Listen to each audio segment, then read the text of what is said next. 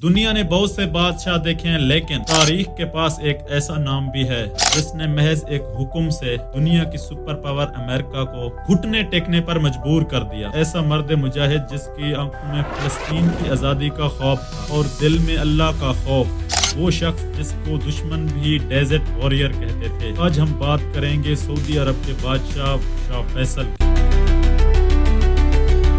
शाह फैसल 1906 में पैदा हुए। अभी वो छोटे थे कि उनके वालिद का इंतकाल हो गया। उनकी तरबियत ननियाल में हुई। उनके नाना एक बहुत बड़े आलमे दीन थे। यही वजह थी कि शाह फैसल ने छोटी सी उम्र में कुरान हिफ्ज की और दीन की गहराइयां समझने लगे। जब शाह फैसल की उम्र सिर्फ 13 साल थी तो उनके वालिद शाह अब्दुल अजीज ने उन्हें एक बहुत बड़े मिशन पर यूरोप भेजा। ये वो वक्त था जब पहली जंग अजीम खत्म हुई थी। शाह फैसल ने 13 साल की उम्र में यूरोप का दौरा किया और वहाँ के बड़े बड़े लीडरों से उनकी मुलाकात हुई। उस वक्त यूरोप के मीडिया ने हैरत से देखा कि एक कम उम्र शहजादा इतनी खुद एतमाद और वकार से बात कर रहा है। इस सफर ने शाह फैसल को दुनिया की सियासत की चालों को समझने में बहुत मदद की। जब शाह फैसल बादशाह बने तो उन्होंने महल में अयाशी की जिंदगी गुजारने के बजाय अवाम की खिदमत को अपना मकसद बना लिया। उन्होंने शहजादों की फजूल खर्ची बंद की और मुल्क का पैसा अस्पतालों, यूनिवर्सिटी और स्कूल पर लगाया। उन्होंने ही सऊदी अरब से हमेशा के लिए गुलामी का खात्मा किया और हजारों गुलामों को अपनी तरफ से पैसे देकर उनको आजाद करवाया। 1973 की जंग में जब अमेरिका ने इसराइल की मदद की, शाह फैसल ने वो फैसला किया जिसने पूरी दुनिया को हिला कर रख दिया। उन्होंने अमेरिका को तेल देने से इनकार कर दिया। अमेरिका की तरफ जो भी ऑयल जा रहा था उनको फौरी रोक दिया। अमेरिका में अंधेरे छा गए, गाड़ियां सड़कों पर खड़ी हो गईं और जब अमेरिका ने धमकी दी कि वो हमला कर देगा तो शाह फैसल ने तारीखी जवाब दिया, हम रेगिस्तान के लोग हैं, हम पहले भी खजूरों पर गुजारा करते थे और अब भी कर लेंगे, लेकिन तुम लोग तेल के बगैर जिंदा नहीं रह सकोगे।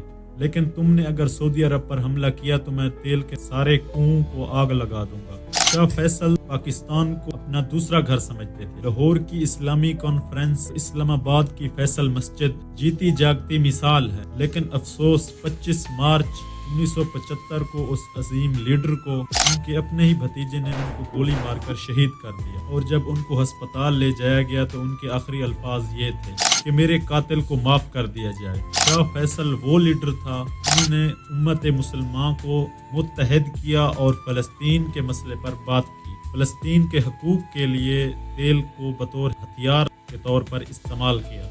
इस वजह से मगरिब की नींदें उड़ गई थी। शाह फैसल के कातिल का नाम शहजादा फैसल बिन साद था। उनके कत्ल के पीछे जाती इंतकाम नहीं था, भाई की मौत का बदला एक महज झूठ था। फैसल बिन साद का बड़ा भाई जिसका नाम शहजादा खालिद था, 1960 की दहाई में जब पहली बार सऊदी अरब में टीवी स्टेशन कायम किए गए तो सऊदी अरब के कुछ लोग इस चीज के सख्त खिलाफ थे। उन्हीं लोगों में से शहजादा खालिद भी था और हालात इतने खराब हुए कि शहजादा खालिद ने टीवी स्टेशन पर हमला किया और पुलिस के साथ फायरिंग के नतीजे में वो मारे गए। और फैसल बिन साद अपने भाई की मौत का जिम्मेदार शाह फैसल बिन अब्दुल अजीज को मानते थे। शहजादा फैसल बिन साद अमेरिका में अपनी तालीम हासिल कर रहा था और वहाँ पे वो बहुत अयाशी की जिंदगी गुजार रहा था। फैसल बिन साद शराब और पता नहीं कौन कौन से नशे किया करता था और लोगों का कहना है कि क्या ये बात उसे 10 साल बाद याद आई कि मेरे भाई को शाह फैसल की वजह से कत्ल किया गया। उन्होंने तकरीबन 10 साल के बाद शाह फैसल बिन अब्दुल अजीज को महल में गोली मारी। लोगों का कहना है कि पहले उसको ये याद नहीं था कि ये मेरे भाई का कातिल है, महज उनको 10 साल के बाद शहीद कर दिया गया। वो एक ऐसा शख्स था जिसे किसी की कोई परवाह नहीं थी, बस वो अपनी अयाशी की जिंदगी गुजार रहा था अमेरिका में। और आज भी लोग कहते हैं ये एक नाटक और झूठ था और शाह फैसल बिन अब्दुल अजीज को कत्ल करवाया गया। और आपकी इसमें क्या राय है? सब्सक्राइब